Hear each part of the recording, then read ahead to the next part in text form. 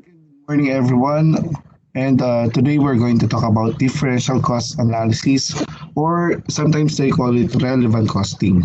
Okay, so when we say relevant costs or relevant revenues, these costs and revenues that change, this refers to costs and revenues that change as a direct result of a decision taken. And ang characteristics nito, number one, itong mga costs and revenues na to are referring to future. So, it will be incurred in the future or it will be generated in the future, yung mga revenues natin. Pangalawa, incremental. Ibig sabihin, because of this decision, this will be the additional cost or additional revenue. So, ibig sabihin, not the entire cost, not the entire revenue, but only the incremental. Kung ano lang yung madadagdag na cost or revenue sa atin. Yun po yung relevant sa ating decision. And lastly, ang last characteristic ng relevant cost and revenues, ito ay may kaakibat na cash flows. Ayan. Okay. Meron tayong listahan ng mga non-relevant costs. Yes. So number one, sunk costs. Ito yung mga costs that are already incurred and will never be or cannot be recovered. Ibig sabihin, for example, yung cost ng materials that we used in the production, the direct labor, the overhead, nagamit na natin in the production. So yung raw mats mo, naging finished goods na. So hindi mo na yan mababalik sa pagiging raw mats ulit. So in other words, ang gagawin na lang natin dyan sa mga finished goods na yan, i-dispose natin, pwedeng ibenta or literally disposed. So it will be affected only with the next decision na. So hindi mo na siya mababalik or ma-recover. Committed costs, as we all know, we are obliged to pay this cost. So whatever happens, we have to pay for this cost. So ibig sabihin, kapag magde-decide tayo on something, kung ito ay committed na, hindi na po siya kasama sa consideration sa decision natin. Or I mean, hindi niya ma-apektuhan yung decision natin kasi whatever decision that we make, nandun at nandun pa rin yung mga committed costs na yan. Okay. And also, yung mga non-cash flow costs na mention natin kanina, para maging relevant, dapat meron siyang kaakibat na cash flow. So yung mga non-cash flow costs, hindi kasama. Also, yung mga yung general fixed overheads. So syempre, yung fixed cost na yan, whatever happens, yung mga allocated na fixed cost na yan, kung ano man ang decision natin, it will still be incurred whatever happens. Same with the net book values, pero it refers more on the book values kasi nung mga mga old equipment, yan. Kasi whatever happens, again, nandiyan na po yan. It will be depreciated.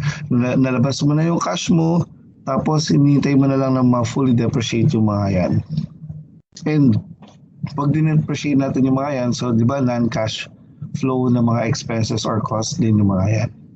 So these are the list of your relevant, non-relevant rather na mga costs. Okay, so differential cost analysis, basically we are trying to compare the options kung ano yung magiging mas favorable for the company. So these are the most common decision making na short term na mga routinary na decisions na ginagawa ng isang company na nag-ooperate. So the first one is make or buy.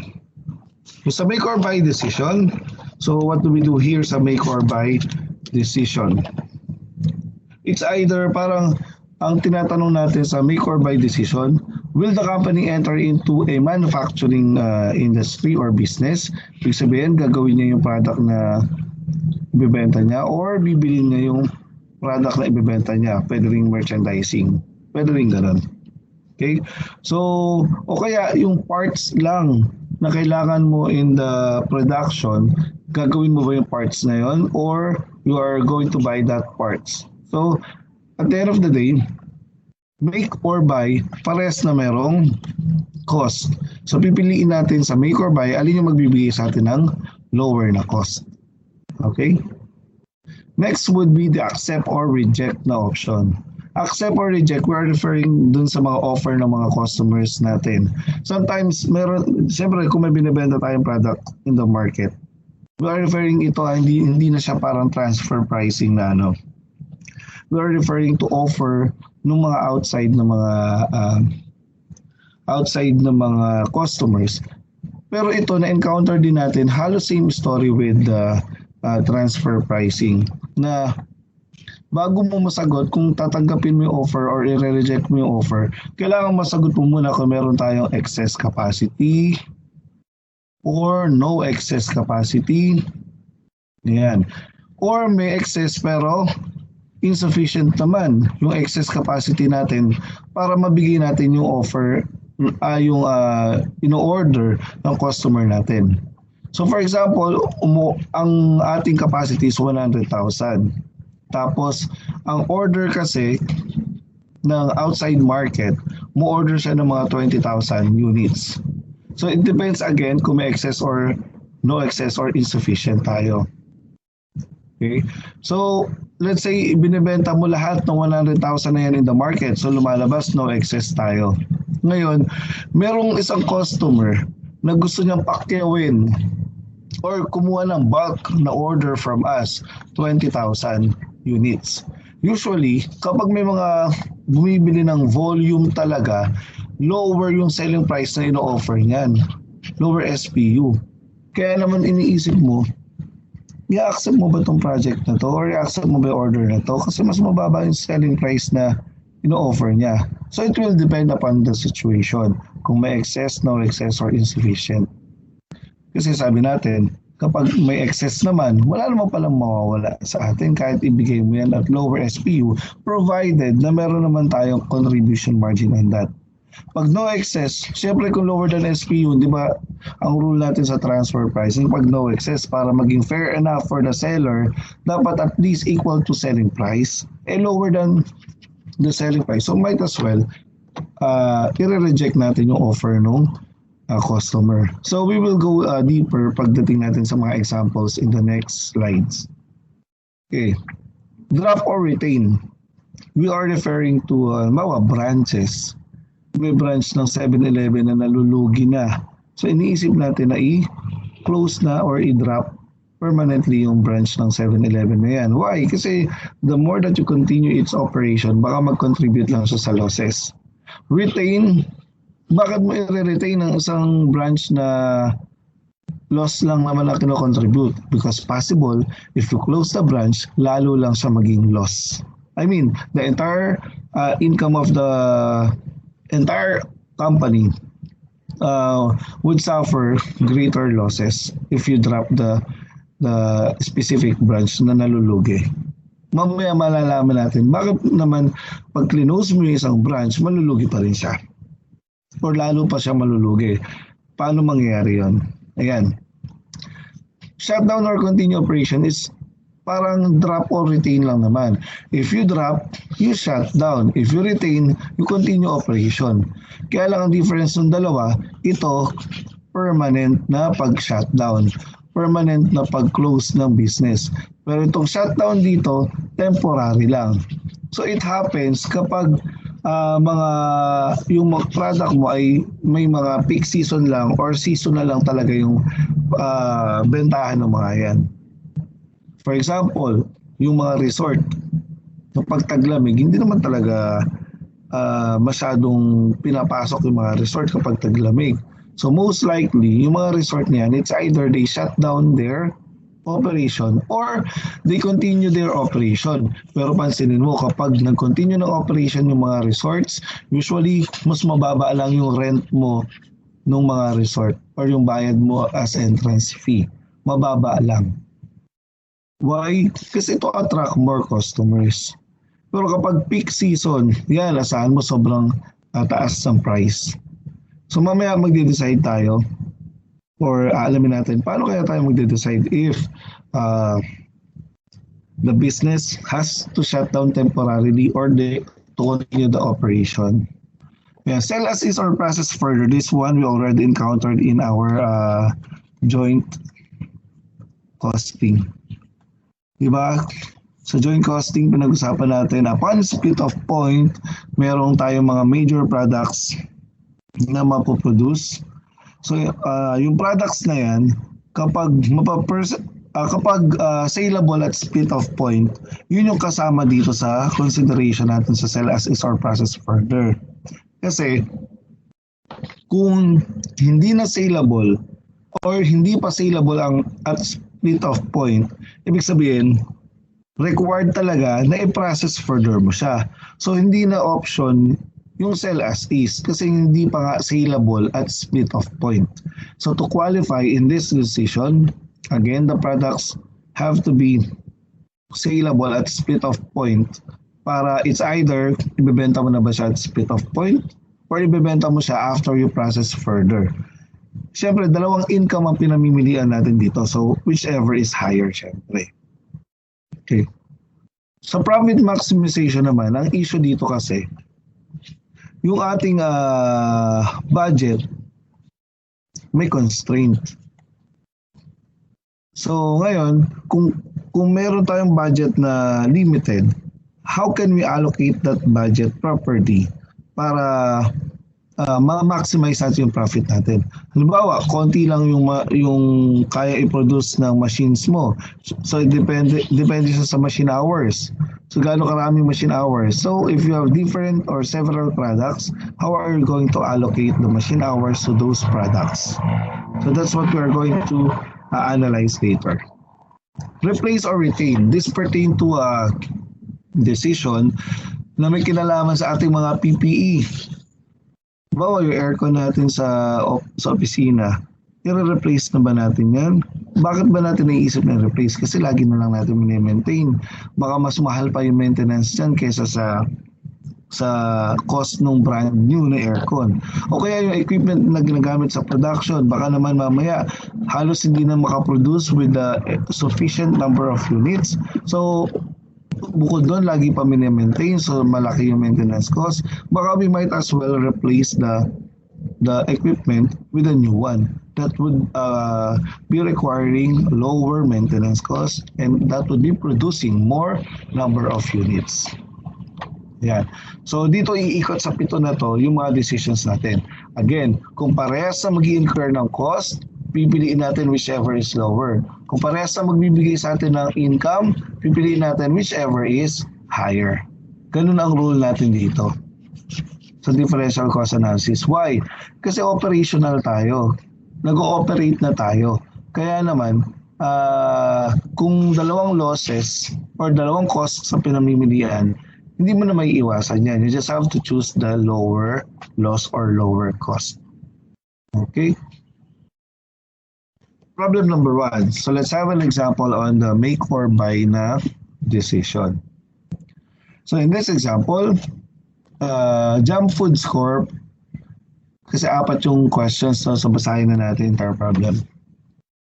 Jam Foods Corp is known for selling a great tasting yet very affordable siomai in Manila. So information on selling price and related costs of one complete order is shown below.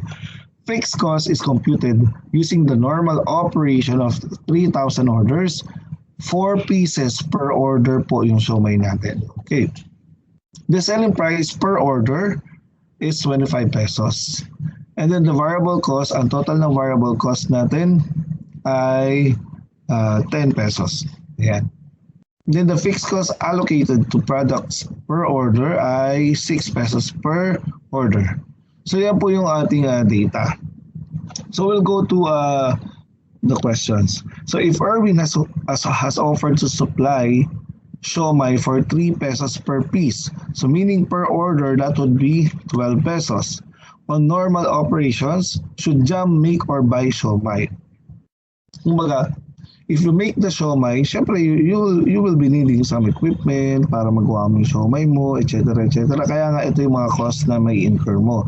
But if you are just going to buy your siomai, so ang may incur mo lang ay 12 pesos per order. Now, let us analyze which one is better, to make or buy siomai. Punta tayo sa next slide. Yan. So ito yung number 1, pero same problem lang po tayo dito. If we are going to make or buy siomai, gawa lang tayo ng simple na table comparing yung make versus the buy option. Okay? Ano ba yung cost natin to make? Ang variable cost natin ay 10, ang fixed cost natin ay 6. Pero if we buy the siomai, we will incur 12 na variable cost. Diba ito? It's per order.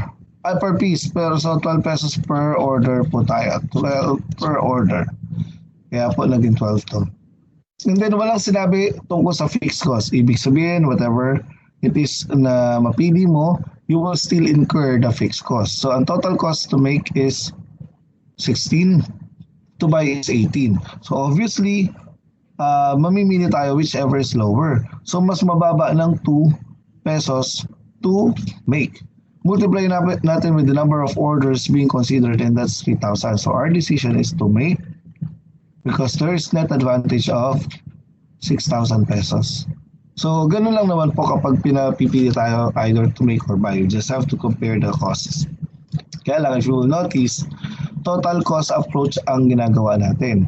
And we are in the differential cost analysis part. So ang managers, pag nagde-decide sila or when we are helping them to decide, we only consider yung mga, or we only present yung mga costs that are relevant to their decision. How to be relevant? So dapat, or how to know kung ano yung differential cost from the term itself, ano ba yung magkaiba sa kanila. Kung parehas lang naman na may i-incur dyan, ibig sabihin, hindi naman na siya relevant sa decision. So, if kita-kita naman po kung ano yung parehas at may incur mo na parehas talaga, that would be your fixed cost. Kaya nga, if you are trying to make a schedule or table, generally, only the variable costs are relevant, generally. But there are cases na ang fixed cost natin could be relevant also. Tingnan natin sa susunod na example yan. But for the meantime, 10K make, 12K buy. Kasi yung fixed cost natin, parehas naman na may incur in both options. Kaya naman, if we compare immediately, 2 pesos pa rin na mas mura ang make. Therefore, multiply natin na 3,000. Still, ang decision natin is to, hindi pala natin decision. Our recommendation is to make because there is net advantage of 6,000 pesos. Kasi sa choices exam, kadalasan may decision, tapos nakalagay yung magkano yung net advantage.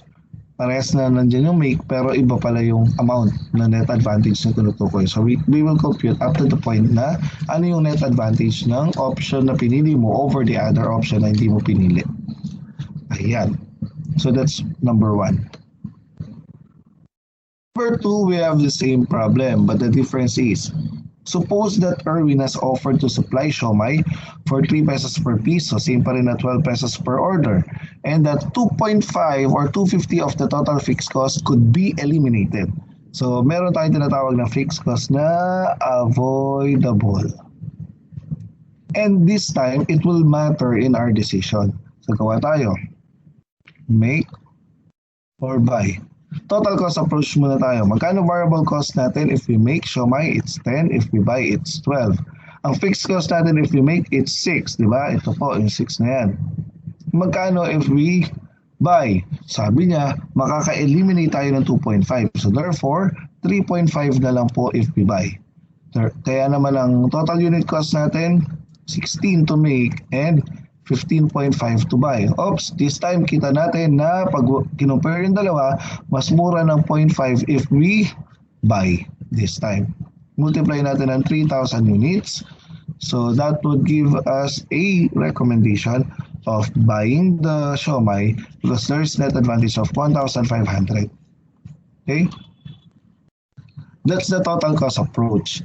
If we do the relevant cost approach, make or buy, variable cost is still there, 10 and 12. Pero pagdating sa fixed cost, di ba mas lamang to make? Magkano? 2.5. Diba? So, ibig sabihin, yung avoidable ni buy, yun naman yung nilamang ng cost ni make. Kaya, we are talking about the cost, kaya i-add natin kay make yung 2.5. So ang total unit cost natin kay make is 12.5 kay buy 12. Kaya kita ulit natin na mas mura to buy ng 0.5 times 3,000. So that would lead us to our recommendation na buy, and then because there's net advantage of 1,500. Okay? So that's how we analyze kapag meron tayong fixed cost na avoidable. Ilagay natin yung 2.5 dun sa option na original, which is to make. Pero kung gusto mo talaga na mas simpleng analysis, make or buy, so variable cost, it's 10 and 12 sa make and buy respectively.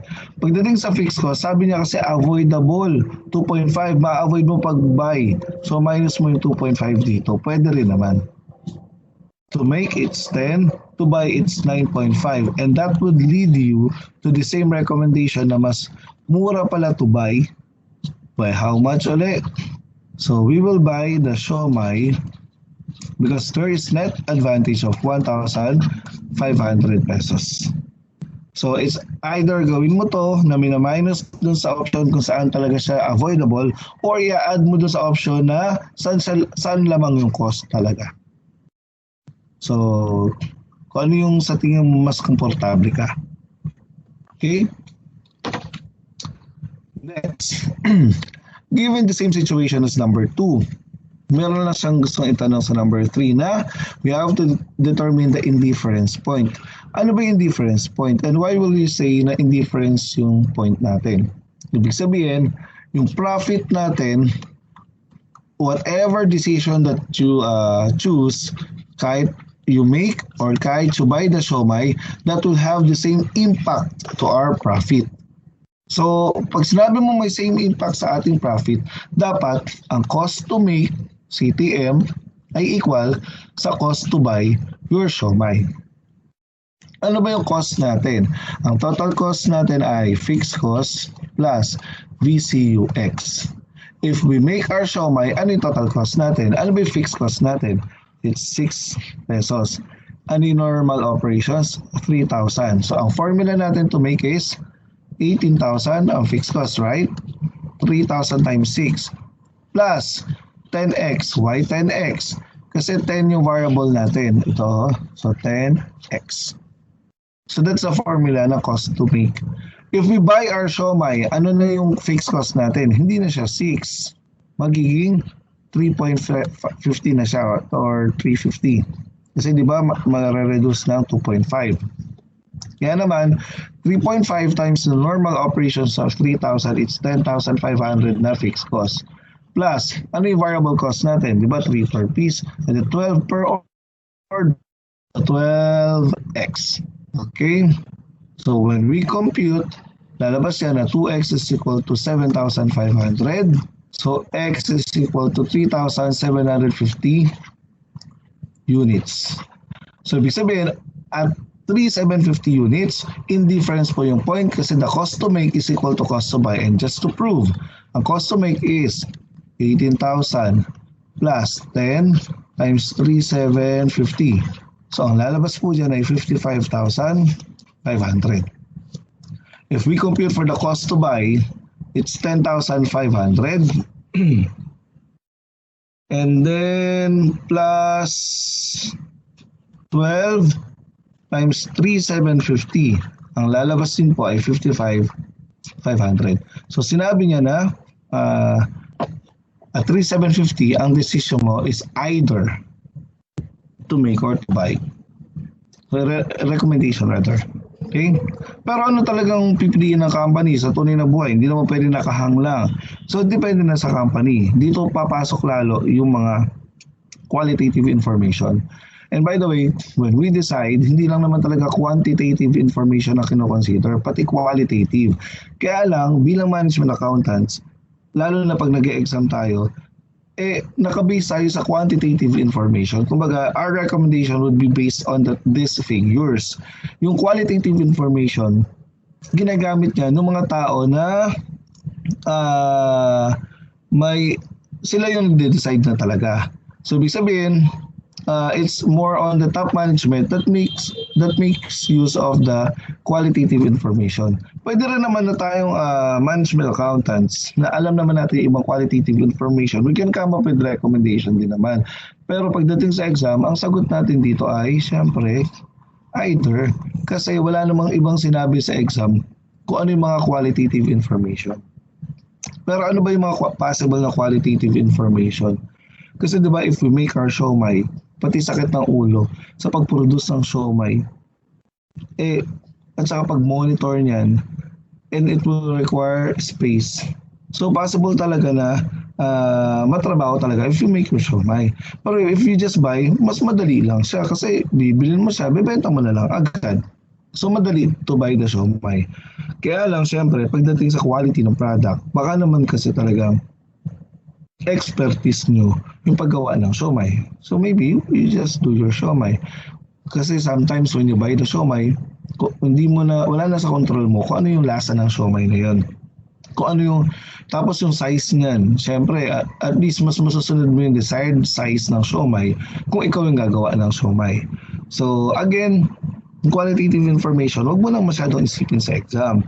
Basta, quantity muna ang focus mo. Ang sagot natin ay either. Tapos kapag mas malaking cost to make, buy ang recommendation mo or isasagot mo sa exam. Pag mas malaking cost to buy, yung make ang sasagot mo sa exam. Ganun lang siya. Okay? So sa number 4, makikita natin, if Jam plans to sell 1,800 orders, so ang kino-consider ay 1,800 orders. Okay? Tapos, ang indifference point ay 3,750. Ang tanong, kahit hindi ka mag-compute, are you going to make or buy your siomai? And to analyze that, parang ganito lang yan. Kapag sa pagkain mo, mag-dinner ka, kung ikaw lang mag-isa or dalawa lang kayo, ano mas matipid? Parang ganun ang gusto natin itanong. Ano mas tipid kapag mag-isa ka lang? Yung bumili ka ng pagkain on your own, bumili ka ng pagkain mo, or gumawa or magluto ka ng pagkain. Imagine, magluluto ka ng adobo for one person. So, magluluto ka ng kanin for one person. So, anong mas okay, anong mas mura? Siyempre, mas mura na bumili ka na lang, generally. So, kapag naman ang dinner, 10 kayo sa bahay, anong mas mura? Yung bumili or magluto? Mas mura na magluto ka ng food mo. So, in other words, kapag nagko-consider tayo ng number of orders, habang dumadami yung number of orders natin, mas lumalapit tayo sa decision to make yung ating product. Pero kapag kumukonti naman yung ating orders or yung product na kino-consider, mas lumalapit talaga tayo sa option to buy. So 1,800 orders is less than the 3,750 na indifference point. Kaya naman kahit hindi ka mag-compute, alam natin na ang recommendation is just to buy the siomai. So mas mabilis siya. Once you are able to determine the indifference point, pag merong orders na kino-consider, alam mo kagad, bili na lang tayo. Kung ito ay 3,900 units, gawa tayong siomai. Mas mura yun. And just to prove, cost to make 1,800 siomai is equal to 18,000 plus 10 times 1,800. So the answer is 36,000. And if you are going to buy the siomai, cost to buy is 10,500 plus 12, 1, multiply na 1,800. So the answer is 32,100. So, mas mura talaga if we buy the siomai. By how much? It's 3,900.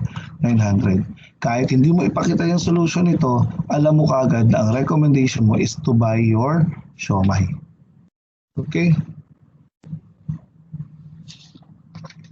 So that's the make or buy decision. So if you have question, ilagay lang po sa chat box natin. So kung wala, I'll just proceed with problem number 2. Accept or reject. So ito na sinasabi natin na dapat alamin muna natin if number 1, may excess. Number 2, no excess.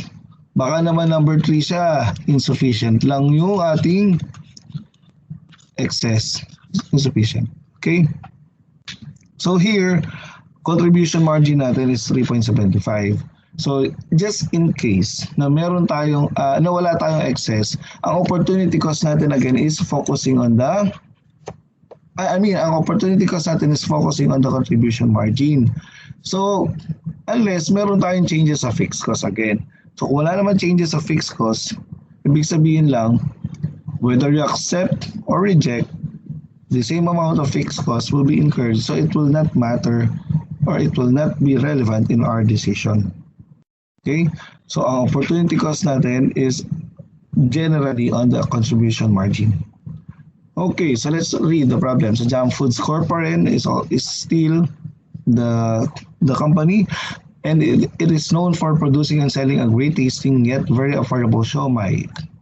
So nandun na tayo sa point na si Jam Foods Corp making the siomai na. So information on selling price and cost per unit at normal capacity of 20,000 pieces is as follows. So pagdating dito, fixed cost is 1.5 times 20,000. Ang fixed cost mo talaga na total is 30,000. Yan.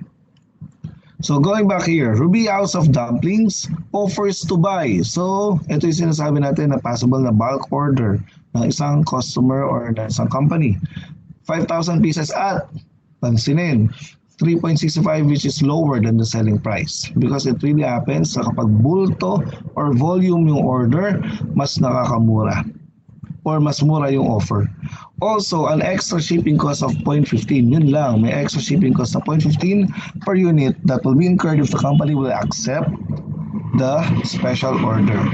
Okay? So number 5, sabi dito, if the business is presently very slow, should Jam accept or reject the order? So hindi niya sinabi kung ilan yung capacity, hindi niya sinabi kung ilan yung present na production or sales niya. Pero dahil sa phrase na to, the business is presently very slow. Ibig sabihin, alam mo na merong excess capacity. So it implies na merong excess capacity. Sabi naman sa number 6, if Jam has more businesses that it can handle, ito naman yung nagsasabi sa atin na there is no excess capacity kasi kumaga na-handle na niya lahat, mas marami pang businesses na hindi pa niya na-handle. Ibig sabihin, wala na talaga siyang excess na capacity. So ang tanong, accept ba natin or reject the special offer? And number 7, if production is 16,500. Ilan ba yung capacity? 20,000. So meron tayong excess na 3,500. Ilan na kailangan? 5,000. So lumalabas na hindi po tayo sufficient pagdating sa excess para masabi mo na wala talaga opportunity cost. So will you accept or reject the special order? Yeah, so let's go to number 5. Presently very slow. Isa kino-compare po natin dito, ano ba yung mapapala natin sa offer? Okay? Ano ba yung opportunity cost natin? Ibig sabihin, ano ba yung mawawala sa atin? Di ba ito yun sabi natin? Kaya lang, pag ang scenario natin is meron tayong excess capacity, so therefore, opportunity cost is equal to 0. So wala tayong opportunity cost. Pero yung offer ni Ruby, magkano yung selling price ni Ruby? Magkano selling price natin kay Ruby if ever? 3.65. Check natin kung pwede ba talaga. Magkano yung variable cost? Ito po yung variable cost natin. It's 2.5. Pero sabi, may additional shipping fee na 0.15. So plus 0.15. So therefore, ito ay 2.65. Yung variable cost natin. So minus 2.65. May pakinabang naman pala tayo na piso kada siomai na bibili ni Ruby. Ang tanong, are we going to accept or reject the offer? The answer is accept. Why? Kasi may piso ka pa rin kada piraso ng bili ni Ruby kesa wala. Kesa tulog yung production. Ito yung point na kahit below the selling price, we will still accept the offer because may net advantage po tayo na magkano? Piso ang lamang ng offer, multiply natin with 5,000 units being considered. So accept the offer because there is 5,000 na net advantage. Ayan. That will happen kapag wala namang mawawala sa'yo. Basta may kahit magkano na pakinabang man lang sa offer, basta wala namang mawawala sa'yo dahil may excess capacity ka, accept the offer. Let's go to number 6. Has more businesses that it can handle, so no excess. Ay, mukhang malabo to, pero tingnan natin. Opportunity cost versus the offer. Magkano yung opportunity cost natin? Sabi natin 3.75 per unit. Ito po yun. Magkano yung pakinabang natin sa offer natin? Oops, nasan yung aking cursor? Ayan. Piso as computed in the previous slide. Okay? Dito pa lang obvious na. Accept or reject? Siyempre, reject. Bakit? Kasi mas yung kita natin sa opportunity cost 3.75. Ang kikitain lang natin sa offer ay piso. So lamang ng 2.75. Multiply natin ng 5,000 units. So, lumalabas na we are going to reject the offer because there's net advantage of how much? Paki-multiply. 2.75 times 5,000 is 13,750. So, we are going to reject the offer. Yeah, siyempre, lugi naman siya, no? Si Jam. Kapag tinanggap niya yan, nabibenta niya sa labas na 6.25 eh. Okay, so let's go to number 7. If present production is 16,500, so sabi nga natin kanina, 20,000 capacity, 16,500 yung present production, 3,500 lang ang excess niya. 5,000 po yung kailangan ni Ruby. So meron tayong 1,500 na mapipilitan na kunin from outside sales just in case na i-accept natin yan. So ang tanong, are we going to accept or reject the offer? Ganito po gawin natin, opportunity cost ulit at saka yung ating offer. Compare natin. Ang opportunity cost natin ay 3.75, di ba? Piso ang offer. Kaya lang, ang tanong, ilan lang ba ang mayroong opportunity cost? Hindi po lahat. Only the 1,500 units, yan lang ang may opportunity cost. Diba? Pero itong piso na to, i-multiply naman natin ng 5,000 kasi yun ang pakinabang mo sa entire offer. Kaya pag kinumpare mo yung opportunity cost ng 1,500 at 3.75 each, that would give you 5,625. Ang offer mo, 5,000 ang pakinabang mo all in all. Kaya makikita natin na meron tayong 625 na net advantage if we reject the offer. Mas malaki pa rin yung kikitain natin from our original sales. So wag mo na lang tanggapin yung offer. Reject. Ang tanong dito sa exam kadalasan, kapag insufficient yung ating excess capacity, ang tanong niya, at what price natin i-charge yung ating customer, si Ruby? Pwede naman natin balikan si Ruby, ay hindi pwedeng 3.65. Dapat ang price niyan at least ganito man lang. So what is that amount?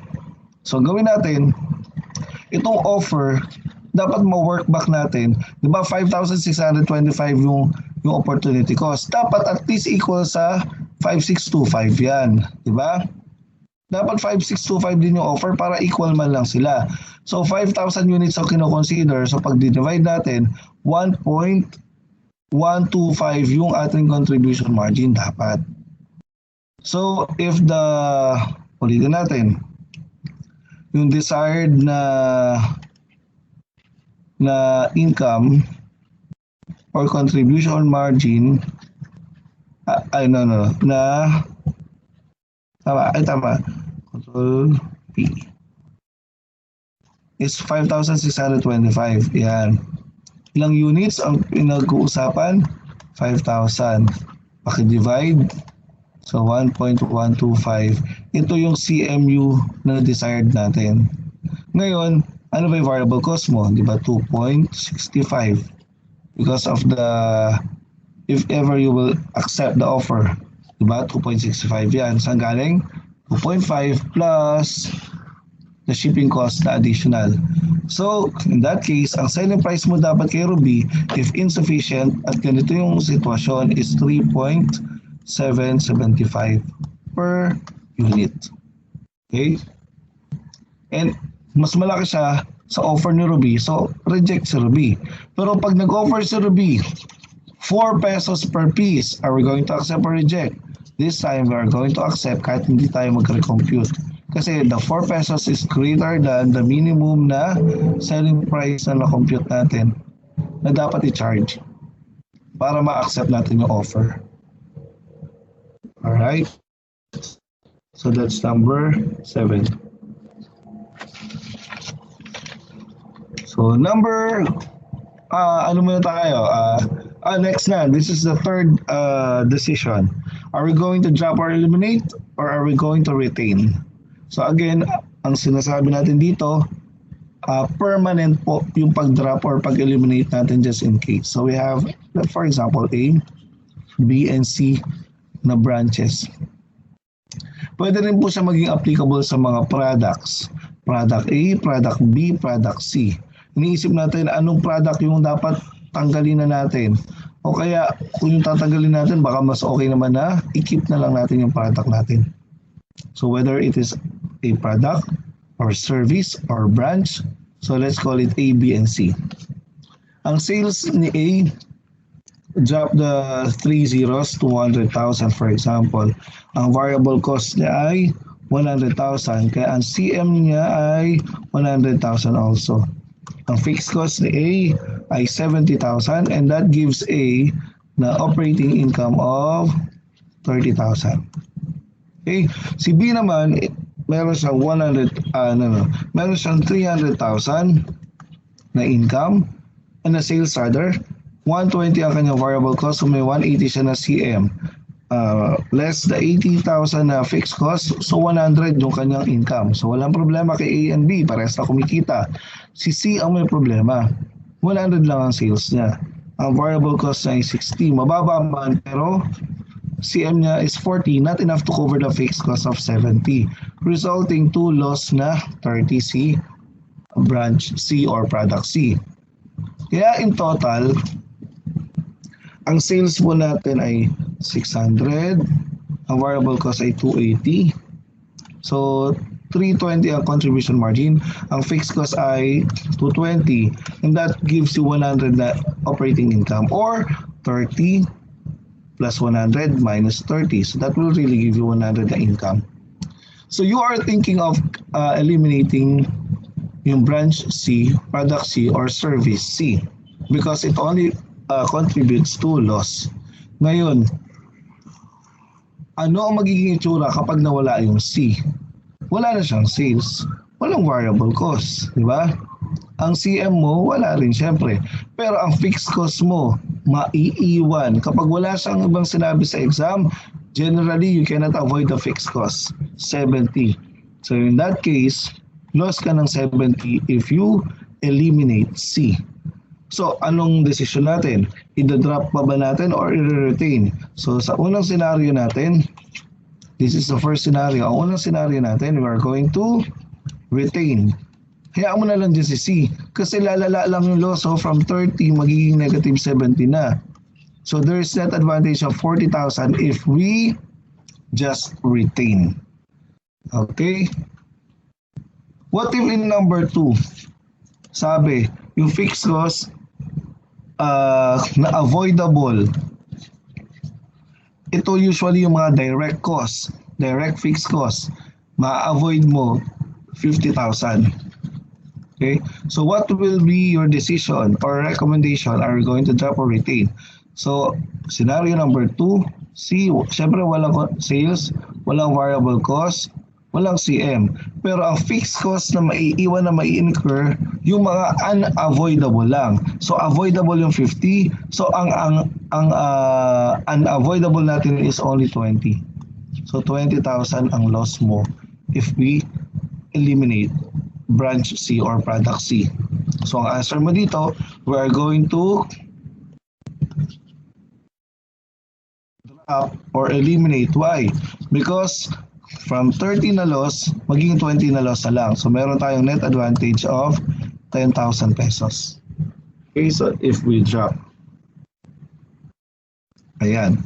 Paano yung scenario number 3? Ang fixed cost na avoidable is equal to 40,000.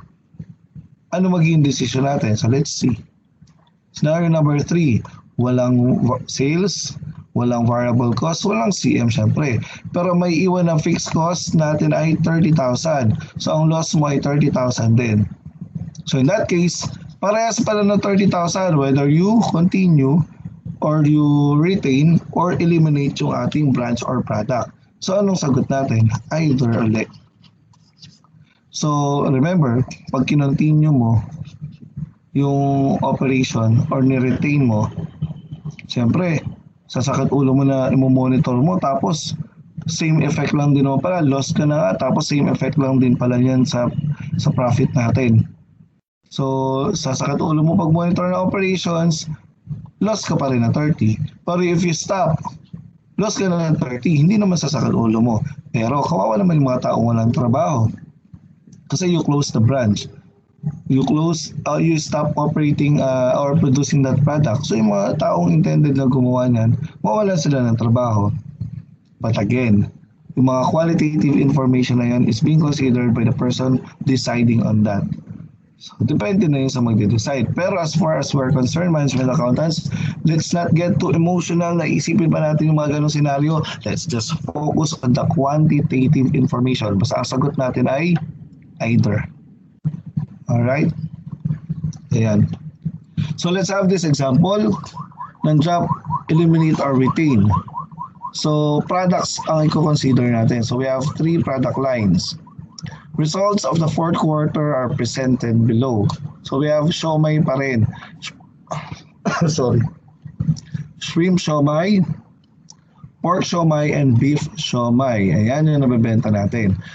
Actually, pag drop or eliminate or retain, hindi naman masyadong kailangang magbasa ng todo-todo kapag wala namang mga nakaparagraph. Pag table lang. So isang tingin mo pa lang, alam mo kagad sino may problema, si shrimp. 5,000 na loss siya. Kaya naman, yung income niya ay 64,000.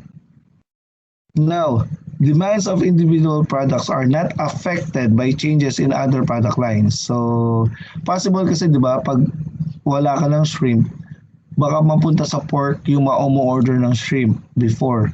So, kaya sinabi dito, not affected by changes, assuming na walang effect. So, ang tanong, number 8, will jam, retain, or drop shrimp siomai? So si shrimp, ano yung itsura niya pag drinap natin? Revenue, 20,000. Variable cost, 12,000. So siyempre kapag drinap mo, magiging 0 na to. Variable cost, magiging 0 na din. Direct fixed cost. Na-fixed cost yan ah. So magiging 0 na din. Why? Direct cost. Sabi natin sa direct cost, kapag tinanggal mo yung product, lahat ng costs that are directly related dun sa product na yun, mawawala din po talaga. Okay? Di ba directly traceable siya, kaya nga direct. So in that case, hindi na po siya magiging 5,000 but instead magiging 0 kahit fixed cost pa siya. The allocated fixed cost, ito minsan yung ginagamit natin, ito yung mga general na fixed cost. Ito yung mga indirect fixed cost. Ito yung mga fixed cost unavoidable. Ang direct fixed cost naman, ito yung mga fixed cost na avoidable. Ito naman yung fixed cost na unavoidable. Kaya naman, kung unavoidable to, yung 8,000 mo will still be incurred. Kaya that would give you 8,000 na loss if you drop shrimp siomai. So will jam, retain, or drop shrimp siomai? Compare the 5,000 loss with the 8,000 loss. Aba, meron 3,000 na nadagdag sa loss. So meron tayong disadvantage kapag drinap natin. So ang sagot natin sa number 3, we will retain because there is net advantage of 3,000 pesos. Okay? Sabi dito sa number 9, what will be the net income or loss of jam if shrimp is dropped? Diba 64,000 siya? So number 9. So yung 64,000, ano na magiging income natin pag drinap natin si siomai? Diba sabi natin, from 5,000 loss, magiging 8,000 loss. Bababa yung income natin ng 3,000. So minus 3,000. So ang income natin ay 61,000 if we drop siomai, shrimp siomai. Kaya dapat i-retain mo. Otherwise, bababa from 64 down to 61 yung ating income. Okay, so drop, eliminate, or retain. Another problem for drop, eliminate, or retain pero pertaining naman to departments, H and M. In this case, pag rinap mo isa, may effect dun sa performance ng isa. So yun yung papakita natin ngayon.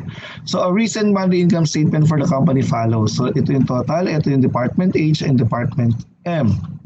So obviously, si department M may problema. 200,000 yung loss niya. Sabi dito, a study indicates that 340,000 of the fixed expenses being charged to DM are sunk cost or allocated. Ano nga sabi natin sa allocated? Ito yung fixed cost na unavoidable. Ma-i-incur pa rin siya even if M is dropped. So, ibig sabihin, itong M pag drinap mo, 0, 0, 0. Pero maiiwan yung 340,000, right? Kaya ang loss mo ay 340,000. Ayan. So kung makikita mo, ang effect sa Department M, lumala lang yung loss mo ng 140,000. Di ba? Lumala yung loss mo by 140,000 comparing the two. Sabi nga lang dito sa, pag wala lang sinabi, ito na po yung sagot natin. Pero sabi dito, in addition, the elimination of M will result to 10% increase in the sales of Department H. Yun. So if M is dropped, what will be the effect of the net operating income of the company as a whole? So H, madadagdagan ng 10%. So this incremental po ang gawin natin. Kasi di ba yung 140 incremental loss from 200 naging 340, kaya 140 yung kinuha natin. Dito, 10% ang magiging increase. So 300,000 yung increase. Siyempre may increase sa variable cost na 90,000. So, 210,000 yung increase sa contribution margin. Fixed cost, walang binanggit kay Department H. So, 210,000 yung increase in the income. So, 210,000 ang increase kapag kay H. If we compare or we get the total, 70,000 ang net operating income increase. Yan. Sa company as a whole. Kung gusto mo naman gawin niyo po na 3,300,000 kasi nag-increase ng 10%. Ito ay 990,000. Ayan. Over. So magkano na to? This now becomes 2,310,000 minus 1.4 million. Magkano na ang income natin? That's 910,000. If we compare yung dalawa, makukuha pa rin natin na nag-increase tayo ng 210,000. So yun. So it's up to you kung gusto mong gawin yung total approach or incremental approach po. But since we are in the differential cost analysis, sabi natin to be relevant, dapat may incremental. Dapat may incremental cost or revenue. Okay? So the answer in this problem is 70,000 increase. So anong decision natin or recommendation? I-drop mo na talaga si M. This time, dito tayo sa sa temporary. Kanina permanent yung pag-drop. Ngayon temporary lang yung pag-shutdown natin. So we have the intention to restart the operation after the shutdown period being considered. Isa pang example dito na sa school, di ba? Kapag summer, hindi naman lahat ng estudyante ay pumapasok or nag-enroll. So yung mga kantin natin sa National University or kantin natin sa PUP or kantin natin sa school, pag summer, iniisip nila kung magsasara ba tayo, tapos mag-open na lang ulit tayo ng June. So magsasara ba tayo during the break or mag-open pa rin tayo kasi may admin pa rin naman na pwede bumili sa atin. Kaso yun nga lang, yung mga estudyante nating suki, mga naka-leave or naka-break. So anong decision natin? Shutdown ba natin or i-continue? Bakit natin iniisip? Kasi if we continue, possible kasi na loss tayo. Kasi ang konti nung magiging demand. Possible po. If we shut down, sure po na may loss tayo. Why? Kasi temporary lang yung pag-shutdown mo. You have the intention to reopen your store, to reopen your business. So, ibig sabihin, you still have to pay for rent kahit na naka-shutdown yung business mo. So, paano tayo magde-decide? This is another approach, no? Let's consider these three items. The shutdown cost, shutdown savings, and shutdown point. Ano ibig sabihin ng shutdown cost? Ito pa rin yung cost that you are going to incur even if you shut down your operation. Ibig sabihin, di ba sabi natin, pag sinara mo yung business mo for the meantime, may incur mo pa rin yung fixed cost natin. Summarize natin into 4. Fixed cost, may incur mo pa rin. Anong fixed cost? Lahat ba? Yung mga unavoidable lang. Di ba? Yung mga allocated na cost, yung mga unavoidable, may incur mo pa rin. Ano yung letter A? Additional cost. Anong additional cost yan?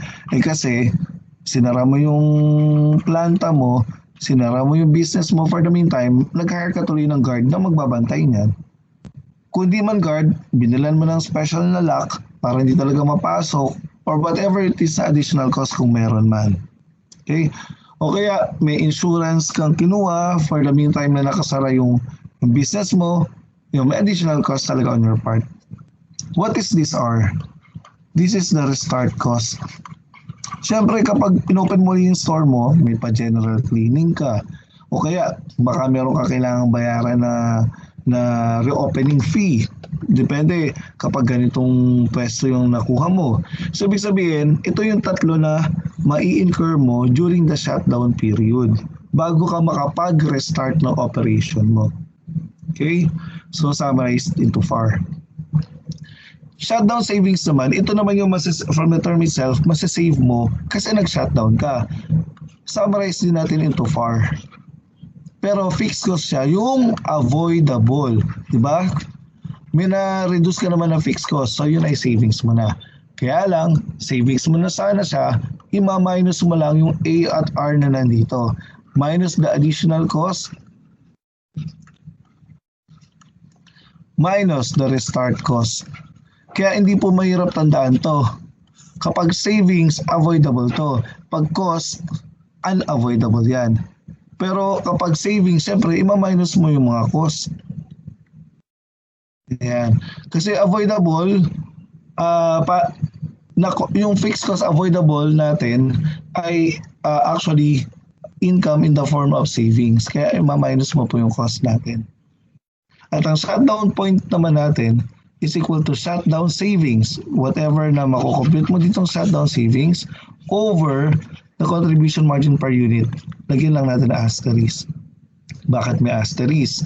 Di ba sabi natin, during the shutdown period being considered, o kaya di ba sabi natin yung mga resort nagbababa ng price, o kaya pag summer, may mga paandar yung mga canteen na bababaan nila yung price nila para maraming bumili sa kanila. So, just in case lang naman, noong normal operations, noong normal period, selling price is 100. Ang variable cost ay 40.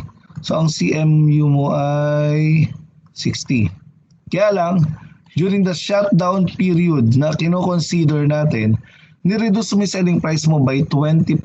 So, naging 80 na lang siya. So, ito ay 40 pa rin, and then ito ay 40. So, yung 40, ang gagamitin mo to compute for your shutdown point. Ang gagamitin natin ay yung CMU during the shutdown period. Just in case na merong reduction in the selling price or merong additional in the variable cost o basta merong changes sa ating SPU, VCU. Okay? Because it really tulad nga ng sabi natin ng kanina na for you to attract more customers, sometimes you lower the price. Ayan. Or sometimes, dahil ang konti ng customer mo, konti yung product na ipoproduce mo, yung variable cost mo, possible na tumaas. Kasi hindi ka na nagvo-volume ng pag-order. Kaya possible na mawala na yung discount na nakukuha mo before. Ayun. So for whatever reason, for those reasons rather, yung CMU natin dito could be reduced. Okay? Ayan. Pero minsan, wala namang changes. So, kung ano yung CMU na original, yun na din yung CMU na gagamitin mo dito sa computation ng shutdown point. Ayan. So, let's proceed with the problem. So, ABC company is contemplating to temporarily stop operating for next 4 months. So 4 months pala. Importante po na i-take note natin yung shutdown period ha. Mamaya makikita natin kung bakit. Importante yan kasi minsan nakakalimutan yan sa computation. The company has a normal fixed cost of 50,000. Okay, so fixed cost pala natin na normal ay 50,000. Yan. Since the company has normal fixed cost of 50,000 per month, and if they shut down, they could eliminate 20,000 fixed costs per month. So, fixed cost na avoidable natin ay 20,000. So, therefore, automatically, ang fixed cost na unavoidable ay 30,000. Ayan. However, they would incur additional costs. So, yan ang sinasabi natin na letter A sa FAR natin. For insurance and security guards for the entire shutdown. So, one time mo lang ma-i-incur yung 25,000. Pero yung fixed cost natin ay per month. So, kaya importante po na nino-note natin kung yung fixed cost ba na nabanggit ay for the entire period or per month po, per month ba yung given natin. Because the additional costs mentioned here ay for the entire shutdown period. So dapat listo dun sa mga ganong klaseng period na binibigay. They estimated that the restarting cost will be 20,000 and this will only happen dun sa dulo ng shutdown period. At present, they have a selling price of 50 per unit and a variable cost of 30 for the next 4 months. They will be forced to reduce their selling price to 80%. To 80% to ang gamit. So yung CMU natin sa pag-compute ng shutdown point, may iba. Kasi nga, merong nangyaring reduction sa price. So number 1, shutdown cost. Sabi natin FAR. Fixed cost, unavoidable. Tapos additional cost. Ano yun na lang natin, basta FAR na lang siya. Ayan. Sa unavoidable, magkano? 30,000. Pero siyempre, 30,000, you have to multiply it by 4 kasi per month yung 30,000. So 120,000 because we are considering for the entire shutdown period. Ang additional cost natin ay magkano? 25,000, di ba? Ito po. Ang restarting cost natin ay 20,000. Yan. So, ang shutdown cost natin ay 165,000 pesos. Ano naman yung shutdown savings natin? Shutdown savings. Tago ulit natin sa FAR. Pero yung fixed cost mo dito ay avoidable. Magkano yun? 20,000. Multiply natin ng 4 months. So, 80,000. Magkano yung A? Saka ima-minus po yan 25,000. Kano yung restarting cost? 20,000. So therefore, pag minus, 35,000 po yung ating shutdown savings. Okay? Number 3, shutdown point. So that is simply shutdown savings over CMU asterisk. Magkano shutdown savings natin? It's 35,000. Magkano yung CMU asterisk natin? From 50 ang SPU, ang VCI 30, CMU ay 20. Yun yung original. Pero during the shutdown period, ito ay magiging 40 na lang kasi reduce the price to 80%. So times 80%, kaya 40 na lang siya. So minus 30, so ang CMU na gagamitin natin ay 10. So over 10 po ito. Ayan. So ang ating shutdown point ay 3,500 units. Ibig sabihin, kung ang demand mo ay equal sa shutdown point, it's either you shut down or continue the operation. Pero kung ang demand mo ay mas malaki sa shutdown point, ano gagawin natin? Mas marami naman palang bibili kaysa sa shutdown point. So we will continue operation. Pero kung ang demand mo ay mas maliit kaysa sa shutdown point, konti lang pala bibili, huwag mong ituloy yung operation. Shutdown mo na lang temporarily. Okay? Let's go to number 4. Same problem. It's just that if the monthly sales will temporarily drop to 1,000 units, what will you recommend? So magkano yung demand or ilan yung demand, ilan yung shutdown point. Ang shutdown point ay 3,500. Ano yung demand? 1,000. Pero monthly. So multiply mo ng 4,000 units. Be careful. Pag ito kasi nagbumukhang mas maliit sa shutdown point, magmumukhang ang sagot natin ay dapat na pag 1,000 versus 3,500, ang magiging sagot natin ay shutdown. Pero tingnan po, ang talagang demand for the entire period ay 4,000. 3,500 lang ang shutdown. Mas malaki. So therefore, we will continue the operation. Because demand is greater than the shutdown period.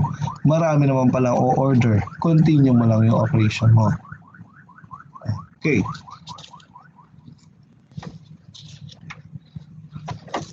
So, next tayo. Yan.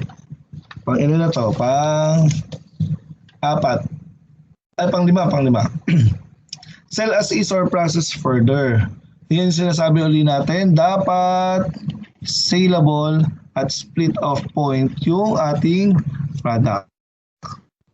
Okay? So, let's say for example, we have here a pandesal.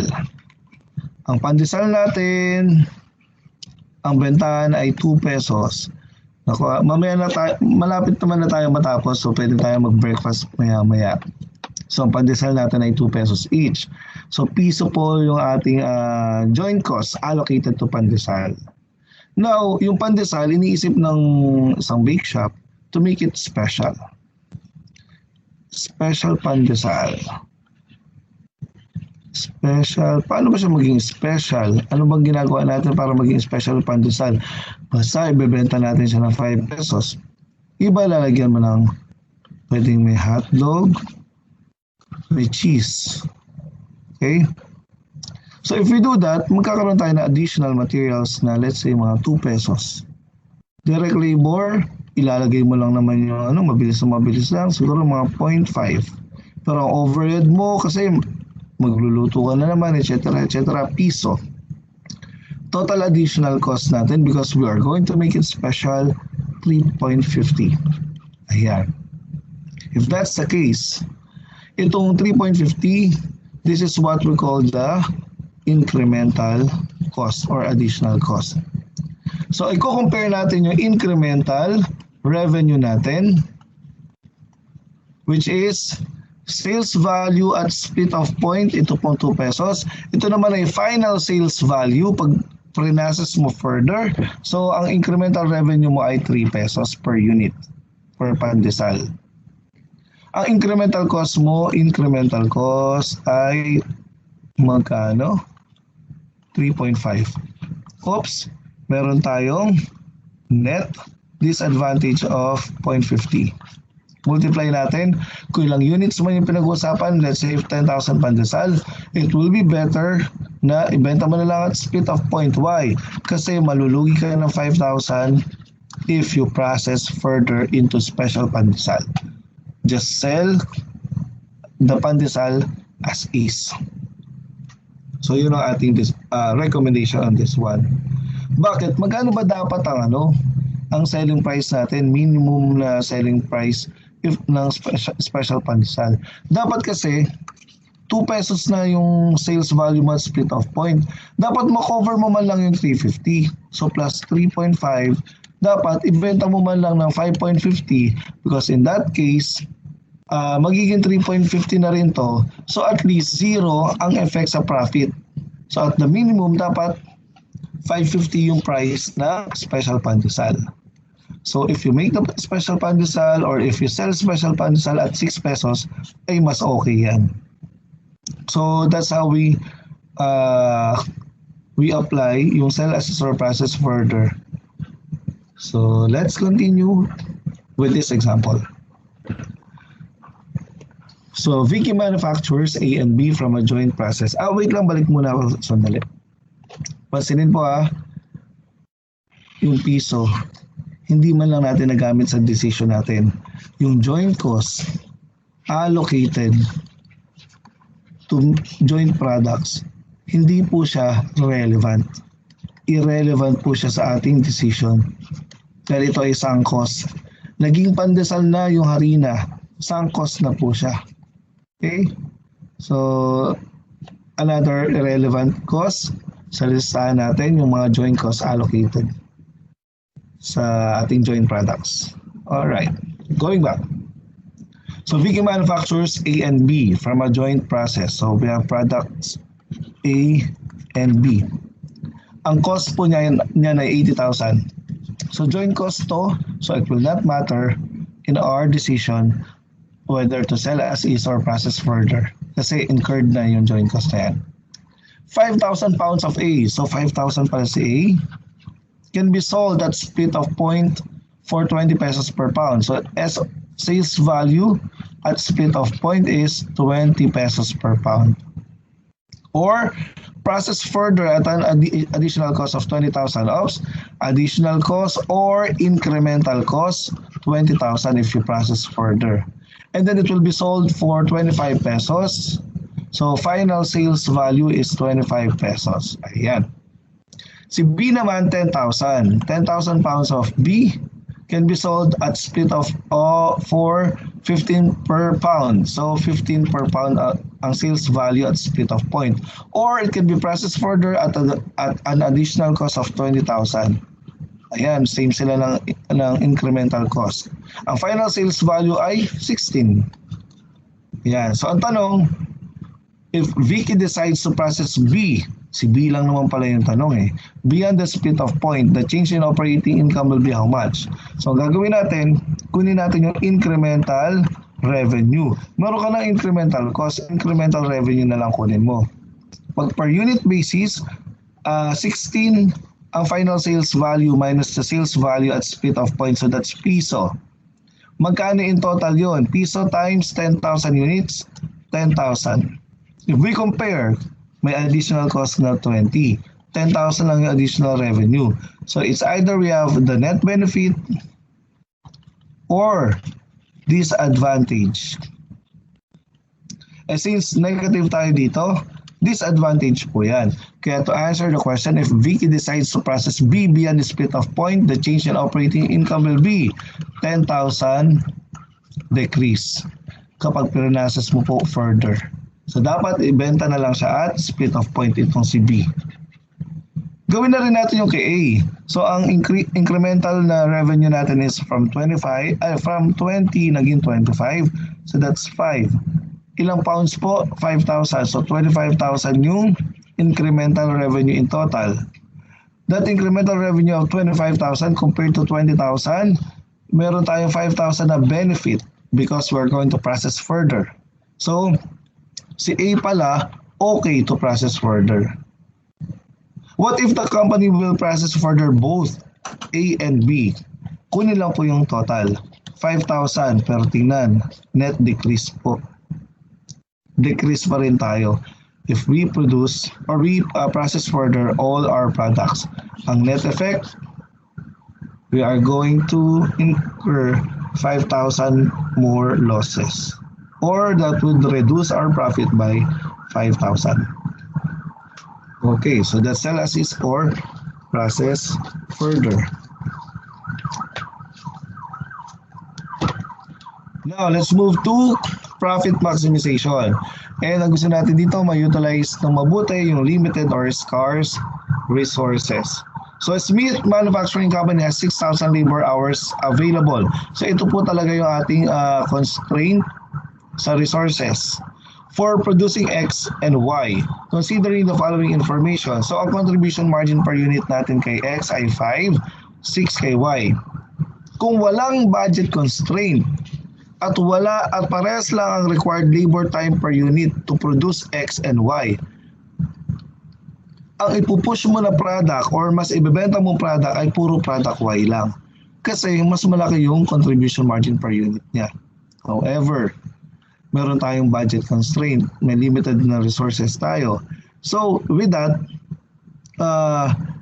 we have to check gaano ba natin katagal gagawin to? 2 hours? Ito 3 hours. We have to get the contribution margin per unit per direct labor hours or per scarce na resources. Now, 5 pesos divided by 2 hours, ibig sabihin 2.5 per hour ang kikitain mo if you produce product X. But if you produce product Y, 6 divided by 3 is 2 pesos per hour ang ating kikitain. Kapag kinuha natin yung maximum na units na kayang i-produce kung puro X lang, 6,000 divided by 2 hours, so that would be 3,000 units ang kaya ma-produce kay X. Kaya kung Y alone, 6,000 divided by 3 hours, so that would be 2,000 units. Yan yung maximum na pwede natin ma-produce kung X alone, kung Y alone. Kaya lang, we have to check the order of priority na ano na ngayon ang i-offer natin in the market. Kung pwedeng lahat yun na lang. Alin kaya yun? That would be the one with higher contribution margin per scarce or limited na resources. So 2.5, so this is our first priority and this will be our second priority. So produce ka muna ng X, pag may natitira pa tayong resources, saka ka lang gumawa ng Y. Check natin. Paano ba ito tinatanong sa exam? Number 1, first scenario, hindi lang naman kasi ang budget ang may constraint. Possible pati sa market, meron din. What does it mean? Sa market kasi, na possible na even if you can produce as much as 3,000 unit of X, possible na sa market, ang demand lang niyan ay let's say 2,000. Ibig sabihin, kaya mo sana i-produce lahat to, ito lang naman yung bibili in the market, huwag kang magpo-produce ng 3,000, ang i-produce mo yung bibilin lang ng market. Why? If you produce 3,000, ano mangyayari? Mag-overstock ka lang, hindi po yan mabebenta kasi wala siyang demand in the market. So what will you do with the remaining resources natin? You produce the other products. Kaya nga po, may order na priority, ibuhos mo muna lahat ng pondo mo sa first priority at saka mo na lang puntahan yung second priority kapag naubos mo na yung resources or na-meet mo na yung demand for that first priority na product. Now, let's have the scenario in the market. Unlimited ang kayang bilhin ng customers kay X at kay Y. So with that, what is the product combination that will maximize the profit for X and for Y?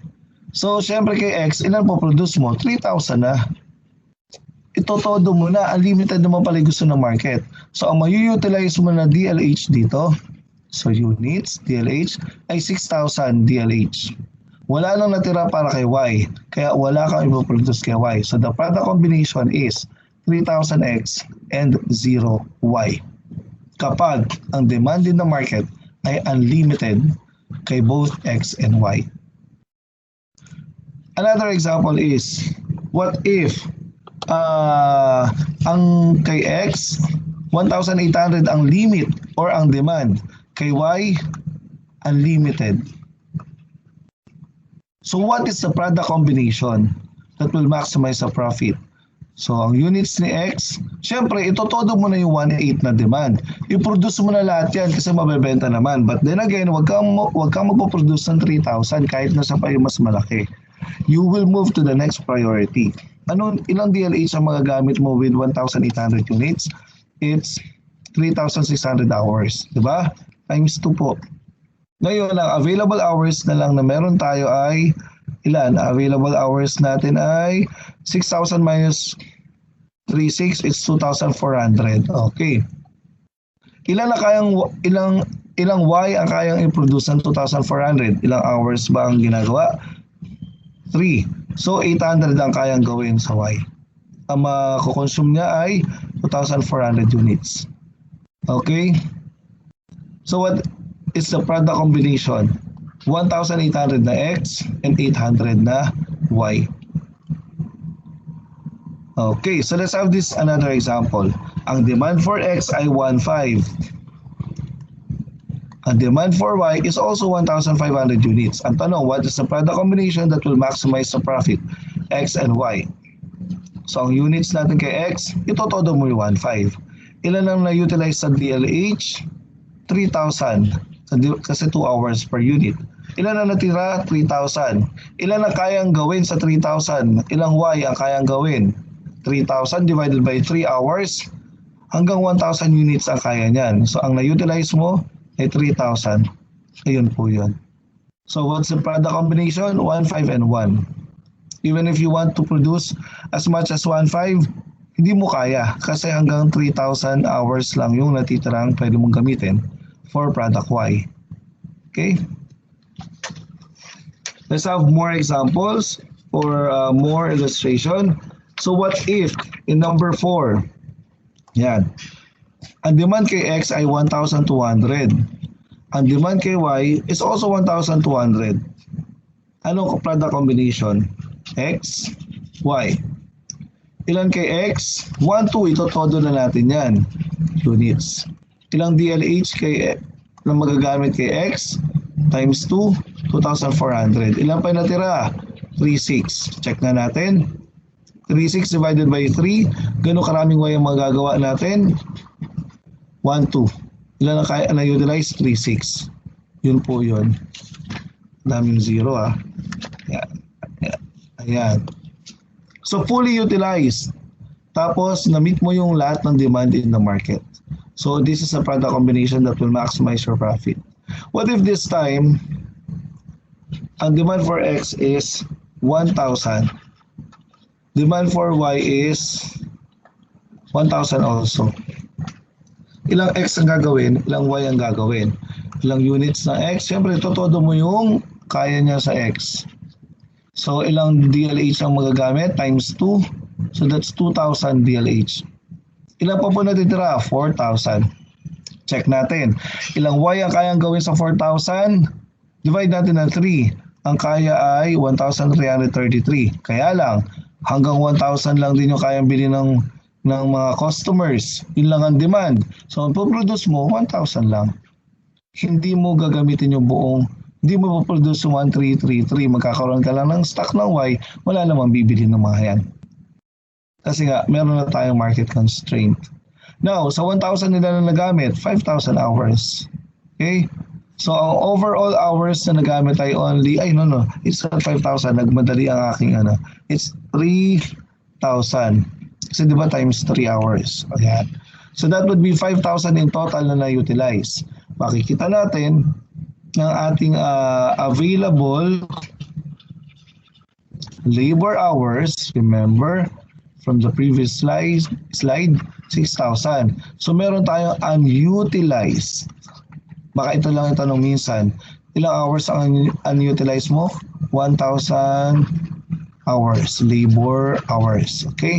So, that's the unutilized labor hours. Yan. So, gusto natin ma-maximize yung profit na considering hindi lang yung budget constraint but also the constraint in the market. Ayan. So, let's continue.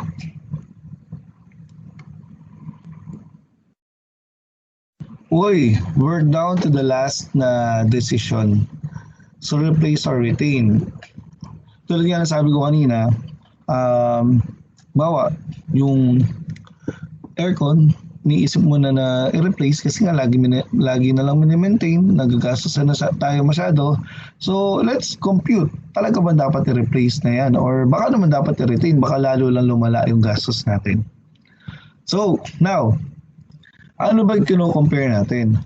Kino-compare natin yung ating old and new machine. Old and new machine. Actually, pag ginamit mo yung old, we are going to retain. Pag new ang ginamit mong machine, ibig sabihin, we chose to replace the equipment. Now, ano-ano ba yung items na meron tayo dito? Number one, yung book value ng old machine, sabi natin, irrelevant. Pero let us first show bakit siya naging irrelevant. Kasi isipin muna natin lahat na may incur natin. So number one, depreciable. Okay, wait lang. Value of old. Ay, naka-old naman siya. Huwag na natin ilagay yung ano. So book value na lang siya. Tapos ano pa? Salvage value. Pero yung salvage value minus yan. Kasi yung difference ng 1 and 2 ay yung depreciation expense ng old machine for the entire remaining useful life niya. Okay? Number 3, AOC. Anong AOC? Yung operating cost or OC na lang. Basta operating cost. Okay? Book value just minus the salvage value or pwede naman na depreciation expense na lang. And plus of course the operating cost. Yun yung pag-maintain ng old, etc. If we replace the old machine, syempre, merong sariling book value yan, which is actually yung acquisition cost ng yung new machine, acquisition cost. And syempre, possible at the end of the useful life of that machine, meron siyang salvage value. Minus lang natin yan. Number 3, meron tayong opportunity cost. Operating cost rather. Syempre, mag-ooperate ka nung pa rin ng new machine. Hindi naman yung 100% efficient na hindi mo i-maintain, hindi ka mag-i-incur ng cost. So, meron pa rin yung operating cost. Kaya lang, meron pang number 4. Isa lang yung lamang nito. Yung loss from disposal ng old machine. Most likely loss yan. Pero just in case na gain, ina-add natin yung loss, pero kung gain yan, ima-minus natin yung gain. Diba? Ima-minus natin yung gain. Pero actually, itong loss or gain, pag breakdown mo, parang mina-minus natin yung proceeds ng old machine at ina-add back natin yung book value of old machine. Okay? Ano sabi natin pag relevant? Dapat, ano ba yung magkamuka? Ay, dapat magkaiba. So kung may magkamukha dyan, dapat mawala. Ito yun book value of old. Kaya nga, kung naalala nyo kanina, nung nag-start tayo mag-discuss alin yung mga irrelevant, kasama siya sa irrelevant. Kasi yung book value of old year and the book value of old year, parehas na nandun sa comparison natin. Kasi we're going to dispose later on yung old machine. Kung di mo siya i-dispose, the entire book value would be the loss, the entire loss. Okay? Now, let us try to get ano lang yung mga relevant in our decision.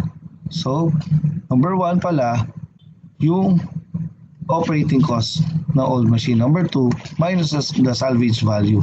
And kadalasan sa number 2, nawawala yung salvage value or walang salvage value or meaning pag dinispose mo at the end of the life, 0 sa mga exams. Pero just in case meron, ima-minus lang natin salvage value. Dito naman sa replace, number 1, yung acquisition cost natin ng new machine. Number 2, minus mo yung salvage value. Number 3, operating cost din niya. And number 4, actually magkamukha sila, di ba? Yun nga lang, yung acquisition cost ng new machine. And then number 4, proceeds. So minus mo lang din yung proceeds. Okay? So ito na lang yung tandaan natin, itong 6 na to, itong nandito. Kahit gaano kahaba yung problem natin, itong mga ito, 1, 2, 3, 4, 5, 6, yung mga yan ang hahanapin mo sa problem. Okay? So, let's start with this one. So 3 years ago, the Broadway Dairy Queen bought a frozen yogurt machine for 80,000. Okay? So a salesman has just suggested to the Broadway manager that she replace with a new one. That cost them 100,000, yung new machine. The manager has gathered the following data. Ang useful life ng old machine is 8 years. Ang useful life ng new machine ay 5 years. Equivalent sa remaining useful life ng machine. Okay? So, kahit gaano ka ba problem, ilatag lang natin yung sabi natin na kailangan natin. Retain and replace. Ayan. Ano kailangan natin? Operating cost. Number 2, salvage value, pero naka-minus. Kailangan natin dito, acquisition cost. Number 2, salvage value, pero minus.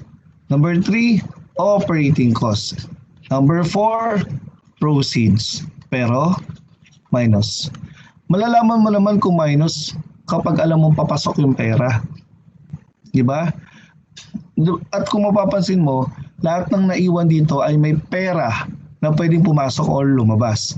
Ang operating cost lalabas pera. Salvage value papasok pera. Kasi pag dinispose mo, papasok sa yung pera mo at salvage equivalent to salvage value. Acquisition cost lalabas yung pera, salvage value papasok.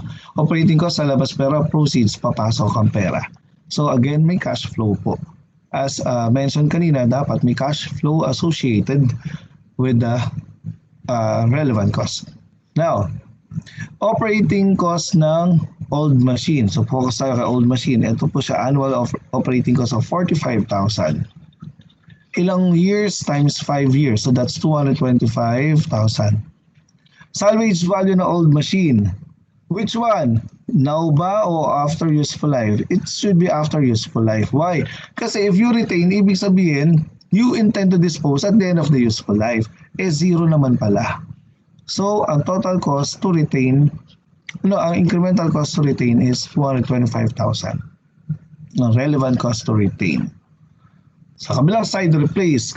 So, si new naman ang titingnan mo. Si new, ang acquisition cost ay 100,000. May salvage value siya? Wala. Walang sinabi. Disposal value, after, may sinabi pero sinabi niya na 0. Okay? Operating cost, magkano? 25,000. So, 25,000 times 5. So, that's 125,000. May proceeds? Saan ka titingin sa proceeds? Sa old. Tingnan mo, disposal value now is 20,000. So therefore, that's the proceeds if ever you are going to replace 20,000. So, magkano ang ating relevant cost to replace? So that's 205,000. So if you look at this, 225 versus 205, you are going to choose which one is lower. So we are going to replace because there is net advantage of 20,000. Replace po natin. Okay? And that ends our discussion for differential cost analysis and relevant costing. So thank you very much.